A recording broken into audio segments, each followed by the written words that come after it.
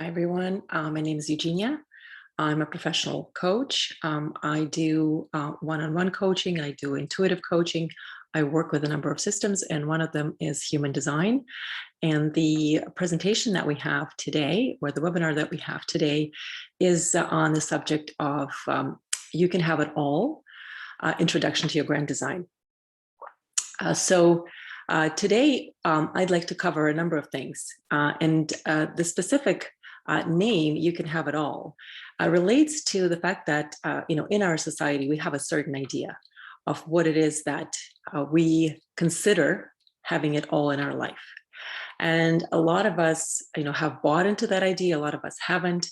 So today I'd like to touch upon what that means for the society and what it might mean for the individual person.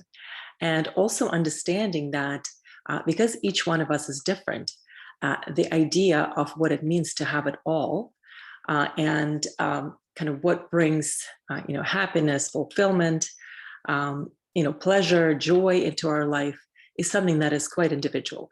At the same time, though, for years and years and years, a lot of us have been conditioned into thinking that we want to accomplish something that other people have accomplished. And our world is filled with people who are, offering advice on, or selling programs to help someone, build their life according to how they see is correct or what has worked for them. And I agree that if that has worked for one person, it can work for others. But it would really depend on the individual energetic blueprint, on the individual design of that person. So if that person has a very similar design, there might be some similarities and the world would respond to that person the same way. But if there's a lot of differences in that design, that person might not first of all, be fulfilled by accomplishing what the other person did, the same as they might accomplish other things and find those fulfilling. At the same time, they might find that what they are on the path to accomplish is not really what would fulfill them. And they also might experience a lot of roadblocks in their way. So I'm going to share the presentation that I have for you today. And we'll go through it. If you have any questions, please ask.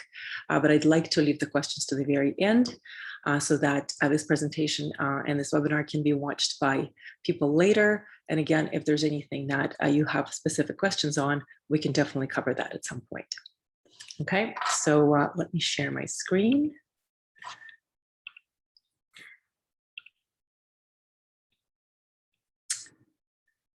Okay. So let me just make sure that I can actually play this presentation the way I want to. I don't know if you can see my screen. I'm hoping you can. Okay. Perfect. The idea of having it all, it's not my idea. And, we all want to, have certain things, experiences in our life that would bring us that feeling of being elevated, to belong in our life. So in order to understand what it is for each one of us, I'm sure we've all have been on a journey. And depending where you are in that journey, I'm sure you have probably even tried different ways and maybe, have not been able to accomplish certain things, but have been able to understand that maybe, this path is not for you, or you've followed someone else's path and have come to a conclusion that it's not really what you want. Sometimes it takes, some trials and errors in order to understand what's for you or not. And I'm actually a believer that, in life, a lot of us learn through our own experience. Now, the knowledge of who we are and how we interact with the world, how we show up, and what is our uniqueness, what are our unique gifts that we bring into the world, is something that can be super beneficial for all of us. So just going to continue. So I'm trying to share. Okay. So what does it mean to have it all? That's a question I want to ask you. What does it mean to you? The way I would see it as, or, it's a combination of things that equals the feeling at the end of it. The feeling of joy, the feeling of fulfillment, the feeling that you belong, the feeling that you've accomplished something. For some, it could be, accomplishing a certain status, respect, but it would be a combination of different things. And all of us, as we are growing up, we have been hearing things from everybody around us on what can work for us, how we are. So the world has conditioned us, it's given us an idea of who we are potentially. Our families, our teachers, people around us who had a certain perception of us, and who also had their own experience in life and maybe potentially had their own trials and errors, and who had an idea or through their experiences have learned what works for them and what doesn't. And so these people around us have created an understanding of us and have given us a certain view of us that very often we have taken on as the truth about ourselves. And that's what I call conditioning. We've perceived that as our truth, especially as we were kids, because we didn't know any different. And as we are getting older, as we are, going through our life, we're becoming more experienced, we realize that some of those things that we thought were the truth are not actually the truth. Some of those things are things that we have acquired as an understanding and have taken on as our own. But we actually realize that that's not true. The more we get to know ourselves, the more we go through personal growth, development, we start questioning certain limiting beliefs, certain ideas that have been given to us, that have been put upon us.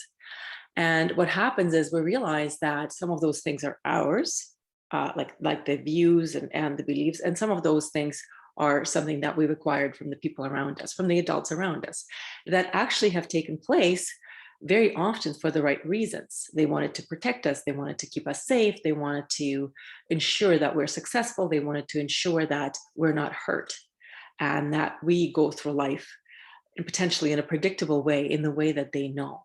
So they've put all those things on us, and it's like clothes that we wear.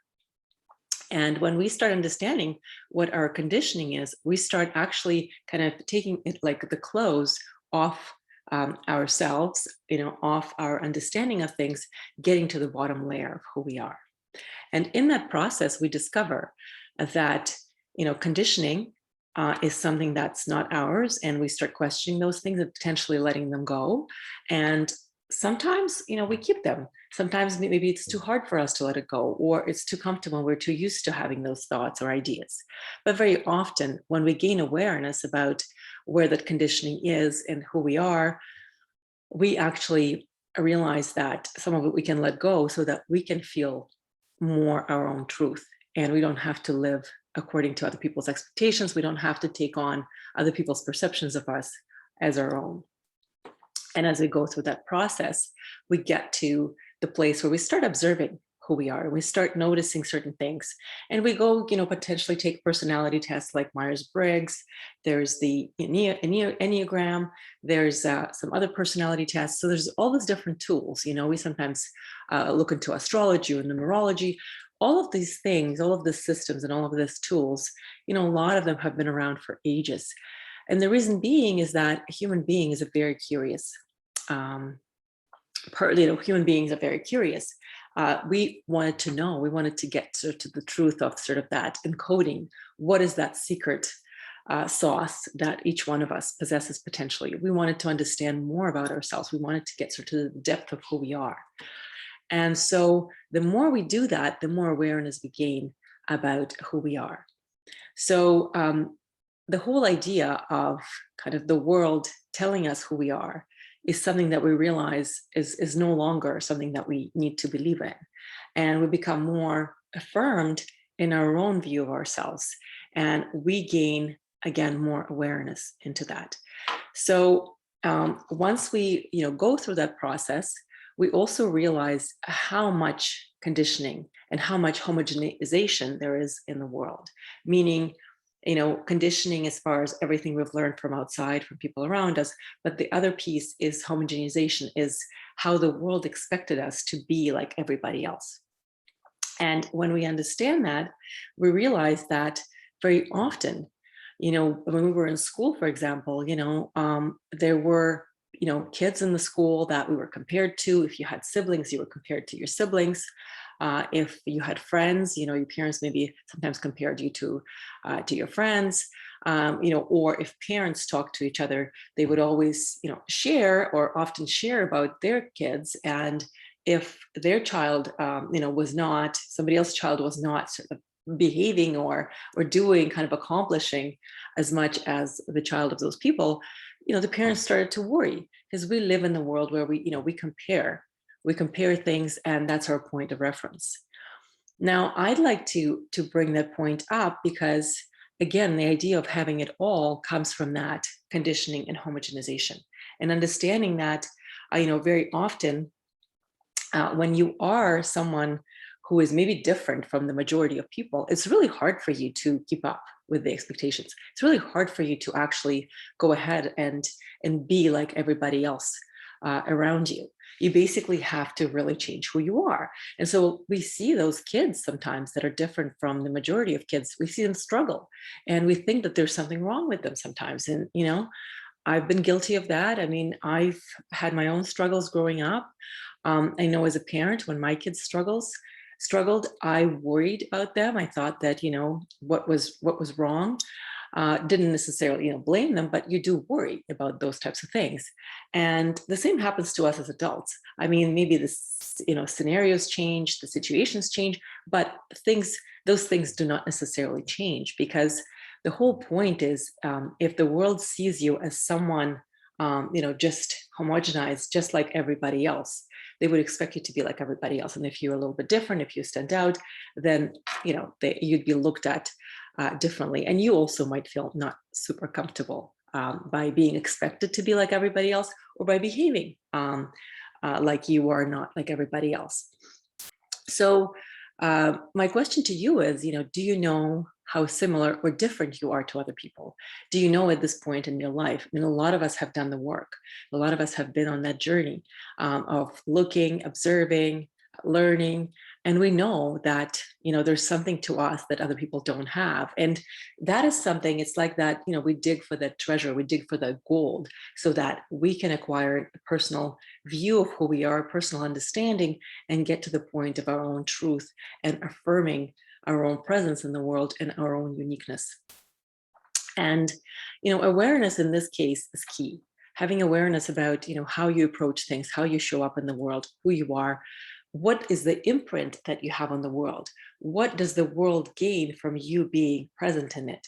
Are all of the good things that we can learn when we start learning, and digging deeper into, our personality, our different interactions with people, and through systems that we learn, that we can learn from.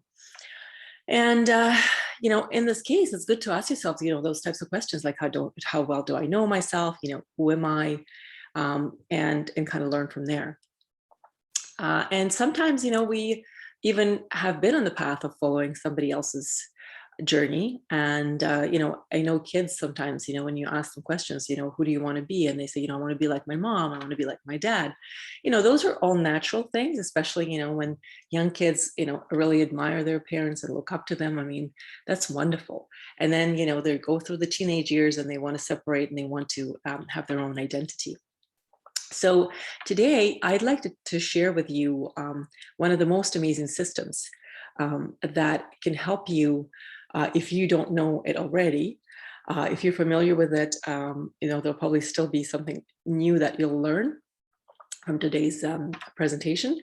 But I'd like to introduce you to the system called human design, the system of differentiation.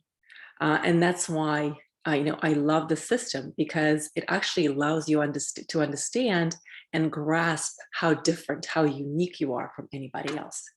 And that's where the whole idea of you can have it all comes to mind, as in, what does that mean to have it all? It's such a unique thing, having it all.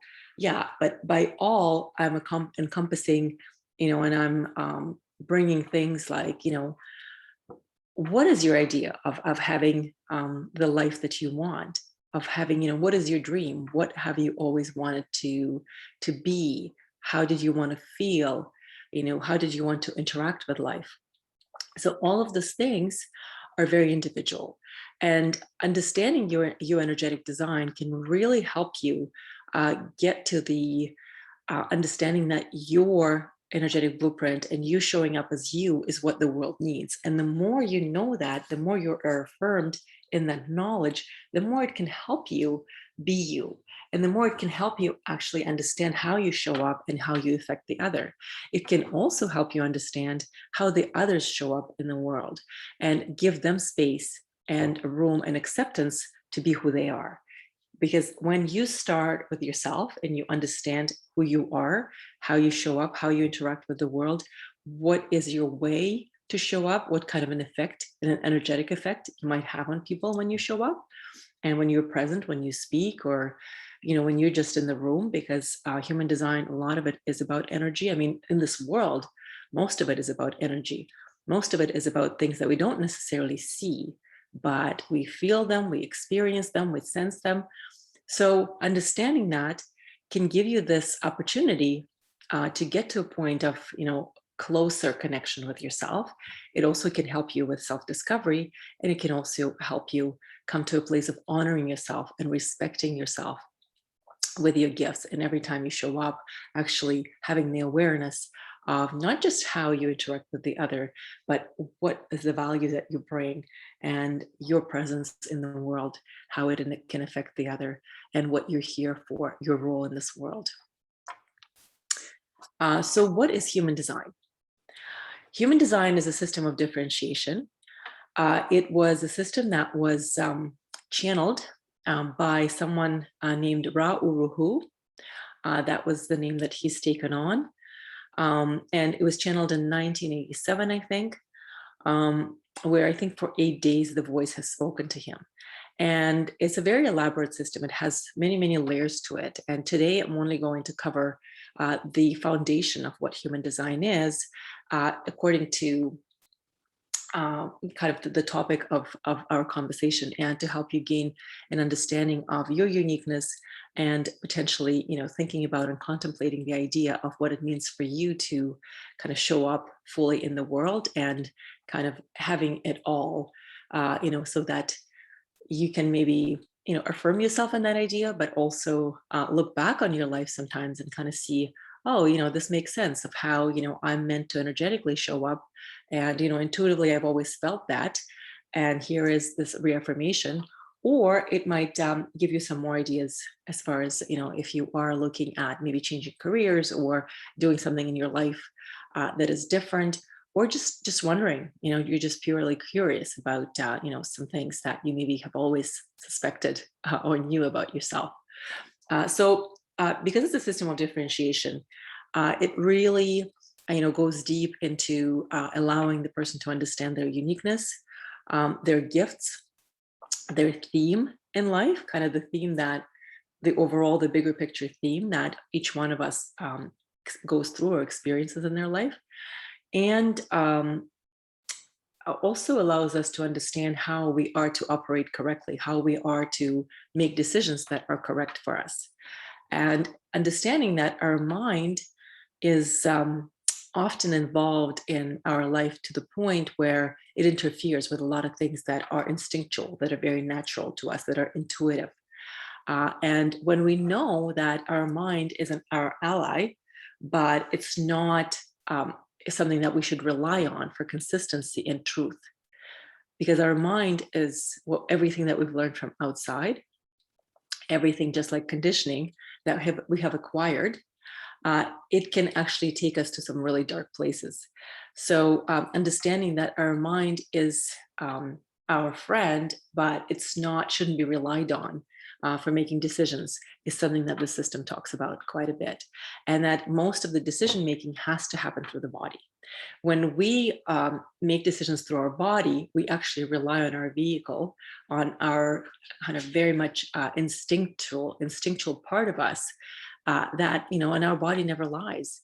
It's the most reliable part of us that we have. So, that's why a lot of the teachings talk about embodiment and, feeling and experiencing life through our body, through what we feel in our body versus through our mind.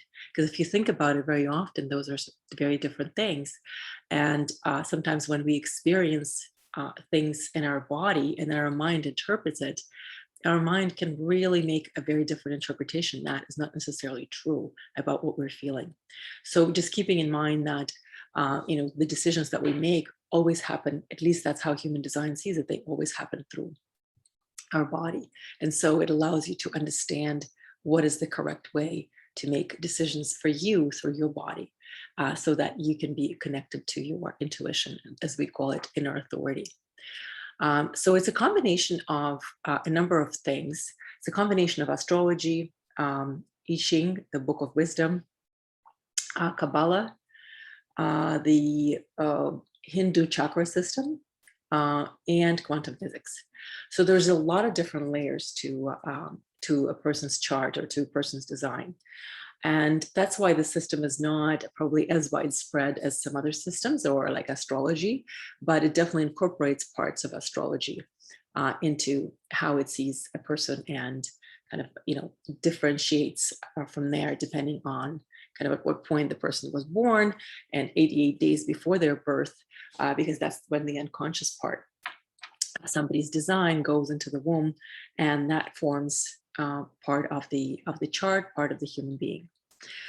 What does the system help for in our daily life? Well, it helps our awareness. It helps us understand our decision-making strategy. Again, it allows us to, and it can be, it's individual. So it allows us to understand what's activated energetically in our chart, so that we know what we can rely on consistently to make decisions, to make the correct decisions in our life so that we can show up correctly in the places to do the things that are correct for us.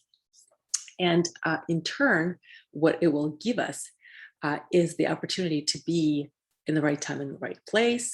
So experience synchronicity, experience the flow in life and ease, and also experience an amazing understanding of ourselves and reaffirmation of our gifts and more clarity about what we're here for. So understanding of our purpose. So human design looks at kind of the population at people and divides them into 4 different, very distinctly different types. There are different energy types. There are different auric types. And that is generator and the subtype manifesting generator, projector, manifestor, and reflector. So there's 4 types in human design and 1 subtype. So generator and manifesting generator share quite a bit in common. But the difference is that if we look at the charts here, you'll see that the generator has this red square on their body graph defined. So it's like highlighted, and the red square is the sacral center. So it's the same as the sacral chakra.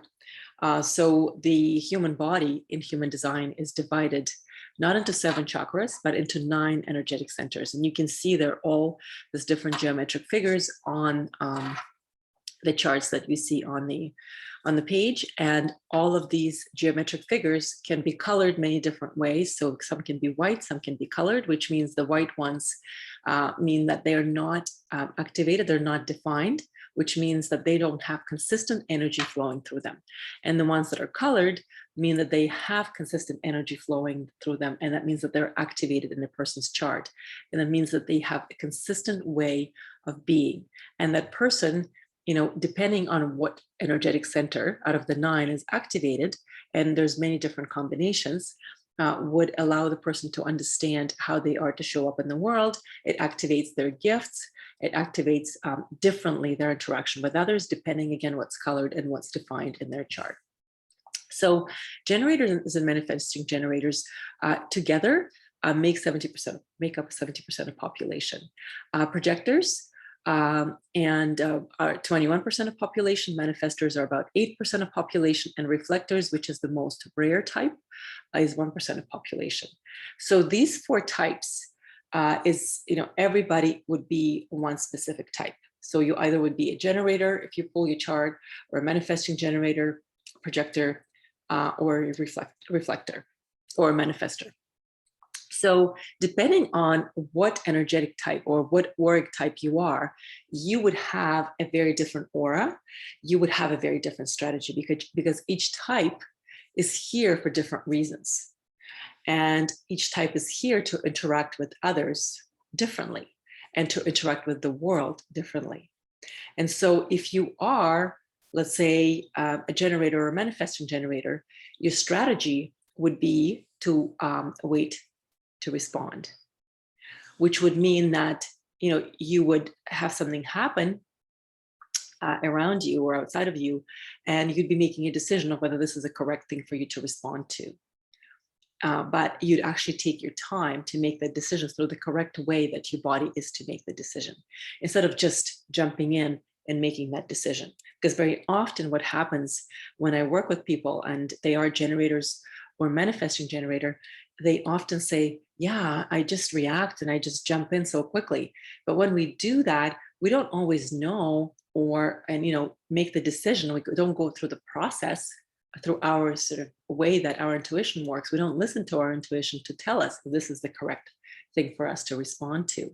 So if you are a generator or manifesting generator, what's important for you is actually to wait to respond. So to spend that time, however your decision-making works, and that's something that would be determined from your chart. It's not really something I'm going to cover in this presentation, but it's something that you can look up depending on what type of authority or inner authority that you have. The inner authority in human design is the way you make decisions. That's how your intuition works. So depending on that, that's how you would make your decisions. And in human design, there's two pillars. The first pillar is about the type that you are and your strategy. And the second pillar is your authority. So your strategy, if you are a generator or manifesting generator, is to wait to respond. And manifesting generators and generators are the only type that have that sacral center defined. So if you look at on the page, you'll see that the red square is defined in only one chart. That square from the second from the bottom square, that's the sacral center. So manifesting generators and generators have the sacral center defined. The sacral center is the center that's responsible to the vital force of the planet, to the vitality of the planet, to the physical energy of the planet. And that's why we call generators and manifesting generators, they're sacral beings. They are somebody who can actually very quickly regenerate their energy, and they have lots of energy to spend on things and to be engaged in the world. The other three types, the projector, the manifestor, and the reflector, are non-energy types, which means that if you look at that square, it's not colored. It's blank in the other three charts, that second square from the bottom. What does that mean? Again, it means that that center is not activated. The energy does not flow consistently through that center in that chart, and which makes that person not necessarily being consistent with their energy, which means that they maybe need to take a break from time to time. They can be amplifying the energy. So being around somebody who has that center defined would make them feel like they have a lot of energy to do things, but it doesn't necessarily mean that they have it themselves. So the experience could be that around other people who are generators or manifesting generators, a projector, a manifestor, and a reflector might feel like they are just ready to do things and ready to do all kinds of different tasks. And all of a sudden, when they leave and go home and they're at home alone, they can feel very, very tired, and they can feel like all of a sudden they're not having the energy to do what they need to do. So sometimes, for projectors or manifestors or reflectors, working in a big office around lots of people can make them feel like they can accomplish a lot. And again, when they leave that, from the crowded place and are alone, they might feel like all of a sudden they're depleted of energy. And that's exactly because when they are around other people, they're amplifying that energy and they feel like that this is their energy. So I'd like to move on to the projector now. So projector is about 21% of population. That is basically, oh, sorry, I'm just going to quickly say that generators and manifesting generators are here to be the vital force of the planet, to build things, to be present, to actually build physical things in life, and to be acting kind of as the physical conduits of life. And manifesting generators are people who have a very active throat. They're usually, salespeople. I mean, they just, people say that they have the gift of the gab very often. They're people who can actually talk and sometimes talk too much. And they're people who can hold authority or hold large audiences. So I will give you an example. Somebody like Tony Robbins is a manifesting generator. Oprah Winfrey is a manifesting generator. I'm going to go through some other charts in here of famous people to give you an idea of who they are in human design. So I'll move on to the projector. So projectors are about 21% of population. They are here to be the guides. They're able to really truly see into kind of the other person. They're able to tune into the other person. They're always about the other person. And they make about 21% of population, and their strategy is to wait for the invitation. And if you look at the strategy of a projector to wait for the invitation, I'd like to kind of briefly explain why it's so important for a projector. And I find that projectors often struggle in life because they are not like generators. They're not like manifesting generators, but they're expected to be like them. Just like the two other types, like projectors, manifestors, and reflectors, very often experience the sense of disappointment in themselves, or the sense of kind of like, I'm not good enough, because very often they're expected to be like the 70% of the population who are here to do the physical work, who are here to consistently show up physically, and who, if they are operating correctly, which means they make decisions that are correct for them, they would be kind of engaging in life in a certain way, and they would have the energy, especially manifesting generators, to be doing a number of things and multitask and doing many different things, versus a generator who doesn't necessarily would multitask, but they would be doing various things. And manifesting generators are usually, most of the athletes are manifesting generators because it requires a lot of physical energy. It requires a lot of stamina. It requires consistently showing up and practicing and being present. So those types are usually suited best for being a professional athlete. There are exceptions, and I don't want to discourage you. If you're not a generator or manifesting generator, it doesn't mean that you cannot be a professional at what you do, but you just need to be a lot more careful and a lot more deliberate in how you plan your energy, how you train, how you show up. Because what happens if projector, for example, or manifestor tries to be like a generator or manifesting generator, they can burn out.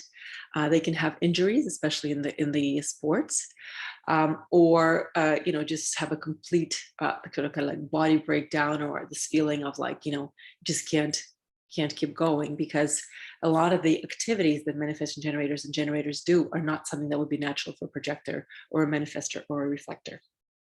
And so just to go back to the projector, projectors have a penetrating aura. So it's like a laser beam aura. And if you look here, you'll see that projectors have this penetrating aura. It's the one in green on the chart. And they are here to guide the energy of the other. And their strategy is to wait for the invitation, like I said. So that means that if a projector sees something about the other, they can actually pick up on the bigger picture. They can pick up on certain things and maybe even provide solutions on how to solve the problem or what they see. But if they're not asked about it and they share it, that information might not be necessary for the person. The person might not be ready to hear it, or they might not want to hear it. So if projector does not wait for the invitation, what happens is they end up feeling like their information is not relevant, they are not important, or they end up wasting their energy sharing the information, which is actually most often quite valuable and is probably right on point. But if the person is not ready to accept it or listen to it, and they haven't given the projector the invitation, the projector is going to feel a certain way. So for projector to be able to show up as them, they require an invitation. And that's a very important energetic part in understanding how the system works, how the human design works. And for projector to actually know that they will operate best when they're recognized and invited, and to try to be more in the environments when they're recognized and invited. And energetically, when a projector is present and they are being themselves and not trying to be many things to different people, people will notice their energy and they will invite them to share their wisdom. So when the projector is able to be patient and wait for the invitation and know that they have the wisdom to share what they know, they will be successful. So I'll move on to the next type, which is a manifester. Manifestors are about 8% of population. And they're here to initiate things. They're here to be the visionaries and to kind of lead the others somewhere where they're going. And the manifestor's strategy is to inform the other. Very often projectors forget when they're thinking of something, when they're working on something, and they've got this vision they want to take forward, they forget to tell the other what they're doing. And what happens is that people feel like they don't know what they're doing, and so manifestors run into issues. And manifestor children usually are quite independent and often are not big with authority unless the parent is able to give the child a lot of autonomy. And so if you have a child who is kind of very independent and very astute, and also does not like authority, check out their chart. I mean, in general, I think this system is amazing for parents. But so if you are a parent and you want to understand your child better and to help them thrive, I definitely recommend that you check out their chart and kind of see who they are, so that you can help them to be who they are in the world and to show up as they are. So for manifestors, it's very important to inform the other. And because manifestors are here to lead the other, they're often kind of doing it on their own. They don't really require anybody else to start things. The other three types require someone. They require other people. And they require something to happen, like manifesting generators or generators require for something to happen so that they wait to respond to something. The projector is waiting for the invitation from the other to be present. The manifestors do not require anything. They just need to inform the other in order to start when they start something, not before they start something. In the process, they can inform the other. So manifestors are the only type that doesn't need the other. Now, manifestors aura is a repelling. It's actually kind of something that makes them sometimes makes others feel like they're not welcome, or they don't want to sort of come close. And the reason being is that manifestors are here to lead the other and to kind of stand alone. So that's why that aura is made that way. And I forgot to mention that for generator, their aura is enveloping, like it brings the other in. And so which allows the other to actually understand what they're here for and kind of be very comfortable in the presence of a warm generator or a generator and manifesting generator. And projectors, like I said, have penetrating aura. So manifestors have a repelling aura, and they're here to inform the other. And an example of a famous manifestor will be, for example, Frida Kahlo. And we'll cover some charts of famous people, but basically they just have a certain vision, and they can initiate and do their thing. And the last type is the rarest type in human design, and that's a reflector. So that's about 1% of population. And that's a very rare type. They have everything. If you look on the last body graph here, you will see that everything, all the geometric figures are white on the chart, and that means that that's someone like a reflector. So they basically have a completely open chart, completely open design, completely no definition. And reflectors are here to they have a Teflon aura. It's sampling. It's always sampling. It's always sampling what's going on, kind of like taking the environment and taking the sort of the energy around them and sampling what's going on around them. And when that happens, they can actually be reflecting back the um, energy of the community they live in. So a reflector, if it's healthy, a reflector who lives in the community, because they have so much openness in their chart, basically everything is open. They're here to sample that aura and reflect it back to the community. So if the community is doing well, and if things are flowing well, and the energy is flowing well, and people are healthy, the reflector is going to be healthy. And if reflector is having lots of roadblocks and not physically feeling well, and feels like they're like really stuck in their life, and blocked energetically, but also physically not well, that would be a reflection very often of the community that they're living in. Now, the strategy for a reflector is to wait for a full lunar cycle to make a decision. Reflectors are the beings that are meant to kind of just be here and be that reflection of the community around them. And they're meant to just kind of, if the community is not good for them, they're meant to leave and potentially find another place that's good for them, and reflect back to the community what is going on. And reflectors usually are people who are meant to kind of be going from place to place, and kind of be places and change, experience different changes in their life. They don't really have a strategy the same way as the other three types have a strategy, but their decision-making process has to do with the way that the moon works. They're moon beings, so their decision-making cycle is 28 days. So they have to wait 28 days for any big decisions in their life. Every other type has different varieties of decision-making process of that inner authority, but reflectors don't. They have that lunar cycle 28 days wait. That's very important for them. So now I'd like to quickly chat about the different famous people and the different parts of their chart and why they're famous for what they're famous for, and just to tell you how many gifts are there, or how many nuggets and how much information you can glean from understanding your design, as well as that of your kids or people around you. And sometimes reaffirm your own understanding of the other people around you, of your family members, of your children, of yourself, for yourself. And also understand that, if maybe there were certain aspirations in your life that you've had, and certain dreams, and maybe if you took a different path and you wonder sometimes why you took that path, maybe there's going to be some answers in your chart. I find that our energetic design can really provide a lot of explanations for why things happened the way they did in our lives. So we're looking at the chart of Oprah Winfrey.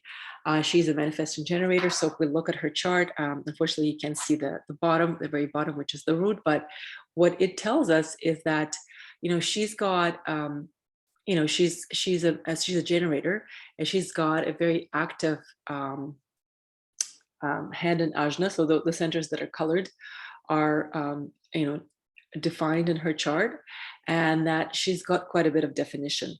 And she also has, the activation in her spleen, which means, she's very much kind of has this insight to be present in the moment. She also has a very active direction that she takes in life, and she has a very active emotional center. So she's somebody who is meant to make decisions through her emotions. So whatever she feels, she needs to tune into that and experience life that way.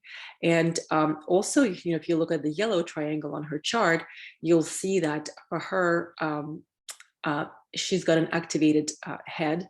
And so a lot of her ideas are hers. They're ideas that are formed very consistently. And the world is divided, I think, in about 40% of people who have their head center defined, so that yellow triangle, and I think 60% or 55% of population who don't have it defined, which means that they need to be around other people to have creative ideas consistently coming to them, because they don't have a consistency in the ideas and in different kind of concepts and understanding of their own. So they need to kind of have that consistently. They can't have that consistency, so they can have they can be around others to gain potential ideas around others. For example, myself, I have my head not defined, so a lot of ideas I get from being around other people with either in my field or not. and that way I can gain ideas about life. Moving on to the next one. So Justin Bieber, I know maybe sort of not, let me just see, yeah. So Justin Bieber is the next one.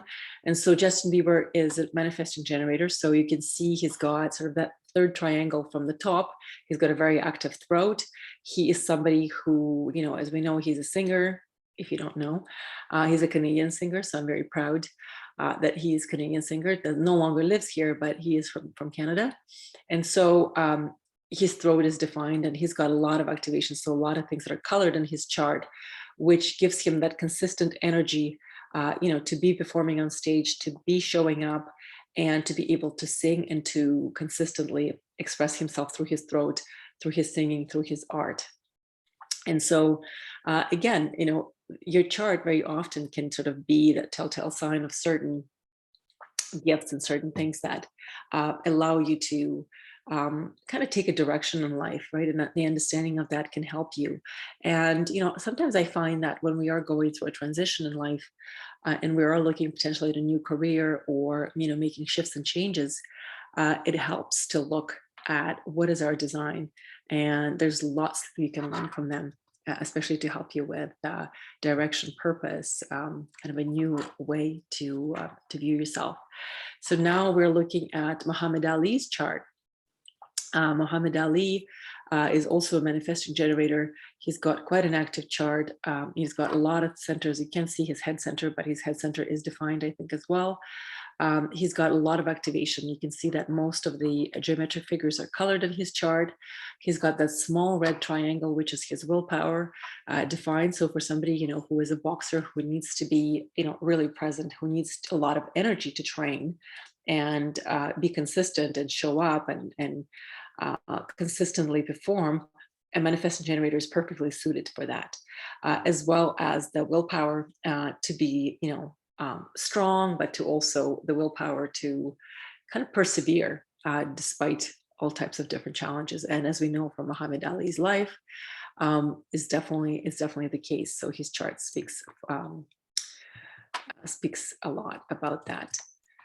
Now the next one is Mozart. So Mozart also has quite a bit of activation. He's a generator. He's got quite a bit of activation in his chart. And if you look at his head and ajna, so the yellow and the green triangle, he's got his head and ajna defined. Now, the channels, those lines in between the two triangles, he also has this ability to connect with the divine. And as we know, you know, his music was literally out of this world. And so it actually explains why he was able to download or to kind of to be able to write and to create something of that magnitude and something of that, you know, amazing creativity.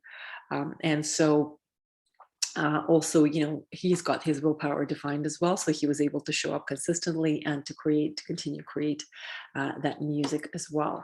And he also is an emotional being. So he's got his emotional center defined, which, you know, for an emotional being, it's living their life through emotions, through really experiencing all types of emotions. And for a musician, you know, it's something that's very, very important to understand the world through their emotions. So that a lot of that explains why, you know, Mozart is who he is, and his basically his impact on the world and his contributions to the world. The next chart we're looking at is Frida Kahlo. She was a manifester, as I've mentioned earlier, and you know, if you look at her chart, she's got you know, a yellow diamond in the heart of her body graph, which means that she is very clearly knows her direction and very clearly knows who she is and where she's going. That allowed her to express herself through art, and also to be sort of this on the edge of, you know, creativity, on the edge of art, and to be kind of one in a billion to create what she created, and to also just do her work independently of whether people liked it or not, and kind of do it with the daring abandonment and not worry about what people thought of her. That's very much a manifestor thing. And so kind of, if you do, like I said, have a manifestor child, I know Frida Kahlo from reading a lot about her life, that she wasn't someone that liked authority. So again, just if you have a child who's a manifestor, or if you are a manifestor, there's something that you can relate to here as well. The next person we have here is Barack Obama. So this is a very interesting chart. So Barack Obama is a projector. So if you look at his chart, you can see how much openness. Most of his centers, 7 centers out of 9, are blank, or white. And so he's got very little definition in his chart. He only has 2 centers defined out of 9. And so he's a projector, and so from, I'm sure most of you know, kind of, being for the president of the United States, he was very articulate, but he showed up very differently from, like, let's say somebody like a manifesting generator, like a Tony Robbins, or Donald Trump. Donald Trump is manifesting generator as well. So just understanding that, Barack Obama has, as a projector, he had an ability to sort of guide the energy of others. He also was, his energy was a lot more subtle. And him not being a sacral, the energy being, he probably would have needed to take, his rest from time to time, to take his time on making decisions, because he's an emotional being. So he's somebody that would require some time to make a decision, because that's how the emotional authority works, emotional intuition. And he was probably also someone, who, felt like, he maybe was sometimes conditioned, or other people kind of influenced him energetically. So I'm assuming that when he was in the large crowds of people, that at times, afterwards, he probably felt a little bit tired. For a projector to hold the attention of a lot of people, it's a very different experience than for a generator or a manifesting generator, or a manifestor or a reflector. So because the projector is not an energy type, they're meant to kind of show up, give their guidance, and sort of go away and have a little bit of rest, or kind of have that understanding that their energy is not always, consistently, their physical energy is not always consistently present. So I'm sure that as we know, I think it was a lot of effort for him, and he, I'm sure, had his struggles in that position. And then just a quick example of a very rare type, the reflector. Sandra Bullock is a reflector, the actress Sandra Bullock. So, in her case, I'm sure that when she is doing movies, and, we haven't seen her in many movies lately, I'm sure that, there's this kind of that she would pick up, like if there was something wrong on the set of the movie, or if something was not going well. So she'd probably be very sensitive to it, and maybe potentially give her feedback to the director or to someone to ensure that things were more in balance, because it would affect her very, very deeply. So again, she would be kind of reflecting back to the state of things, the state of the community around her. And I know she's quite an activist. So for her to speak on certain things would kind of show that energetically she's very affected with whatever is going on, and would be sort of a reflection of that community as well. So, in her case, I'm sure that, being an actor and consistently showing up, consistently performing, and physically being in situations where it's requiring a lot of physical energy, I'm sure that would be challenging for her to do it consistently. So I'm sure that, and I think we've seen it, that she would take time in between movies, would take big breaks, or would take even breaks in between filming the scenes, because she would require her energy to regenerate. So just before we close off, I'd like to kind of bring us to a very important point, is that each type is here for a reason, like I said, and each type has kind of the strategy and what they're here for. And each type has their place in the world. And each person actually knew what their type was and what their strategy was. I believe that the world would be a way more cohesive place. Now, each type also has a signature. It's kind of like their way of understanding they're in alignment. That you can, through understanding that signature, know what's for you and what's not for you. And that's where it comes to that question of having it all. For each type, actually, it would mean something totally different. And let me tell you a quick story. When I was young, I had a lot of ambition to do this and that, and I had ambition in sports, and I've kind of tried to for this sports team, for that sports team. I grew up in Russia. There was a lot of expectations on professional sports, and at some point, I was told that I don't have consistent energy, sort of by the coach, to train, and it was kind of a blow to me because I really wanted to excel, and I was really interested, and I was quite athletic, and I loved sports. Now looking back, I realized I'm not an energy type, and it totally explained why the coach picked up that I didn't have that consistent energy. I mean, I didn't. I tried. I pushed myself. I would have probably tried to keep up, but eventually it would be a very difficult thing for me to do. So I find that, sorry, I've got someone waiting in the waiting room. So yeah, sometimes what happens is, I would wait for that energy to show up so that I could consistently do something. So, understanding that you have your signature that allows you to feel like you're in alignment can actually help you be um, kind of be in tune with what's correct for you. And so I'd like to quickly go through, what each type signature is, kind of their clue if they're in alignment, and their clue or the red flag when you're out of alignment. So for a generator, or a manifesting generator, the kind of you being in alignment would mean that you experience satisfaction. It's this juicy feeling of satisfaction. And, satisfaction can show up in many, many different ways, but satisfaction of being kind of in the correct place in your life, being present, is something that the generator or a manifesting generator is meant to experience.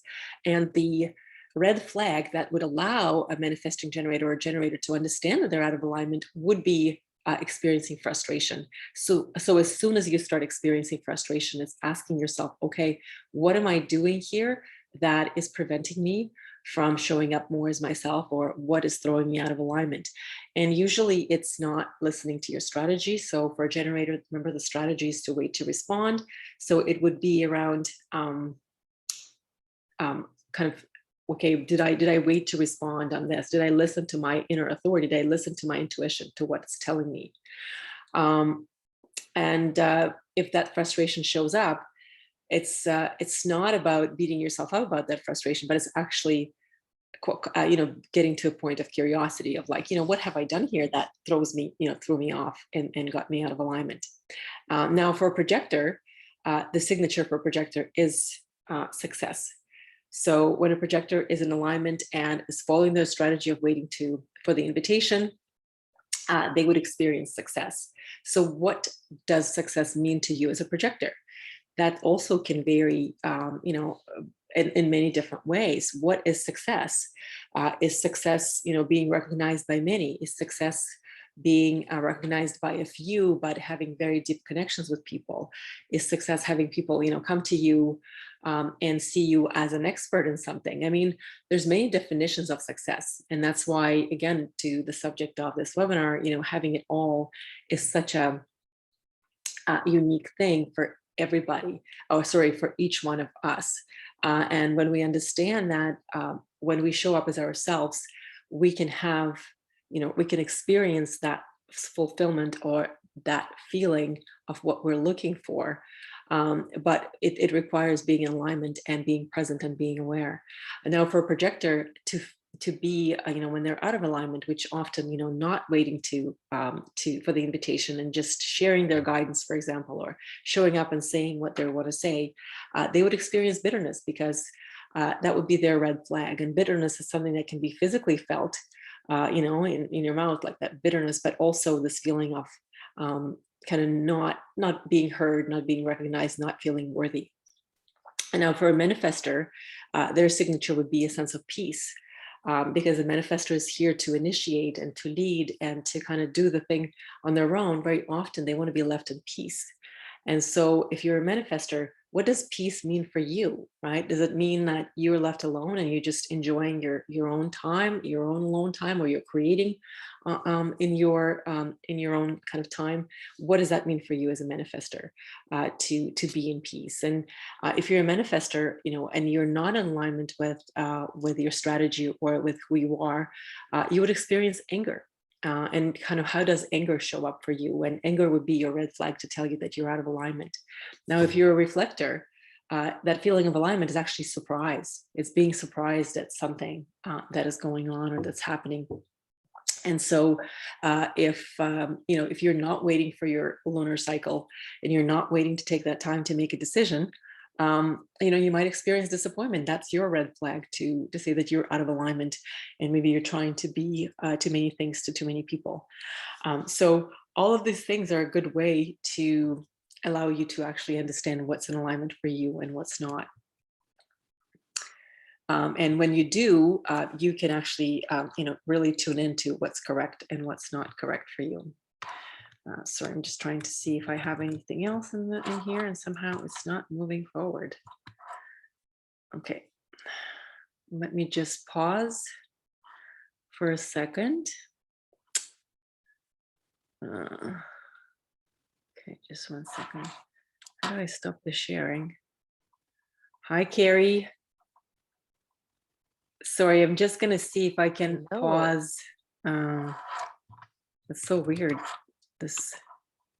Okay, so I'm just going to do a close off this, and then I can answer questions.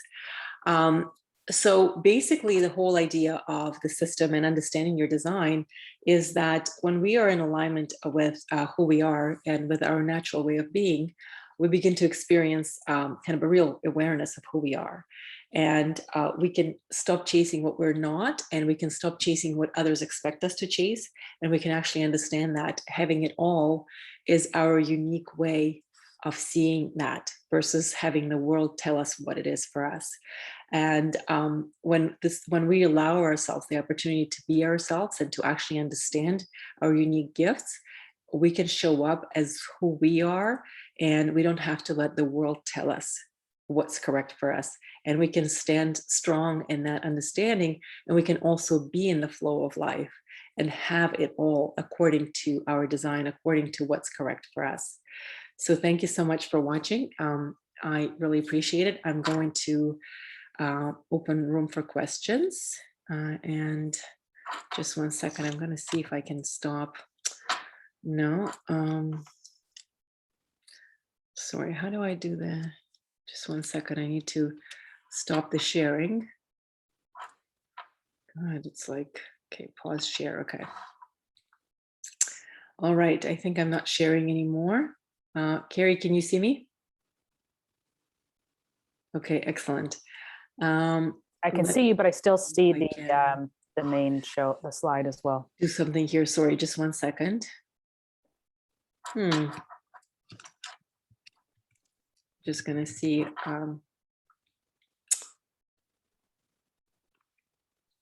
Okay. So thank you so much for being here. I appreciate you tuning in and listening to the webinar. And if you have any questions, you can let me know down the road, or you can message me.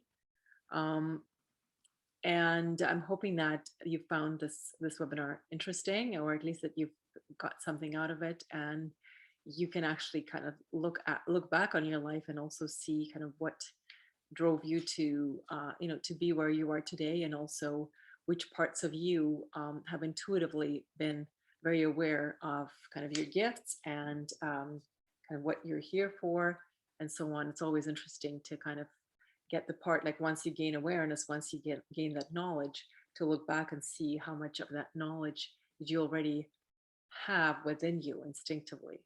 So I wish you good luck, and thanks again for watching. I have a couple of announcements that are very quick. If you are interested in any of the programs, I have something coming up in November. It's going to be a 4-week program. You can go on my website next week, and I'm going to be posting some things there. I also plan a human design course for parents that's going to be coming up in January. As well as you're welcome to reach out to me. I'm going to limit my one-on-one sessions starting early 2022. So if you are interested to have a human design reading or to kind of look at your design or do some coaching work, and then please reach out to me or see what I have on the website. I'm going to offer some additional packages for coaching. So you're welcome to check it out at eugenia.com. Thanks again for being here. I appreciate it and have a wonderful day.